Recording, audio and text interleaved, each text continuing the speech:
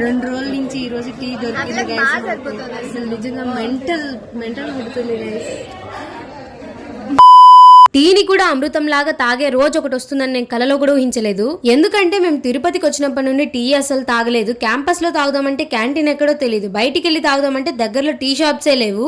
ఏం చేస్తాంలే అని ఇంకా సైలెంట్ అయిపోయాము. సెకండ్ డే రోజు టీ సమోసా స్నాక్ గా ఇచ్చారు. ఇంకా సమోసా వద్దు ఏమొద్దు, ఫస్ట్ మాకు టీ అని చెప్పి కకృతిగా 2 కప్పులు తాగేసాము. ఇంకా ఆఫ్టర్నూన్ మంచిగా ఒక ప్లేట్ ఫుల్ మీల్ తిన్నాము. చాలా బాగుంది ఫుడ్. ఇంకా నెక్స్ట్ ఈవెంట్ కి చాలా టైం ఉంది అని చెప్పేసి అలాగే ఫ్రెండ్స్ అందరం ఎప్పుడో కలుస్తామని అందరం కలిసి ఇస్కాన్ టెంపుల్, మ్యూజియం అండ్ గోశాలకు వెళ్ళాము. సో అదంతా నేను ఫుల్ వ్లాగ్ లో పెడతాను. మ్యూజియం అంతా క్లియర్ గా చూపించాను, సో డోంట్ మిస్. ఒకసారి మనీ ప్లాంట్ చూడండి, ఎంత పెద్ద పెద్ద లీవ్స్ ఉన్నాయో. ఎటు చూసిన ప్లాంట్స్ ఉన్నాయి ఇక్కడ. చాలా అంటే చాలా పీస్ఫుల్ గా అనిపిస్తుంది ఇక్కడికి వస్తే.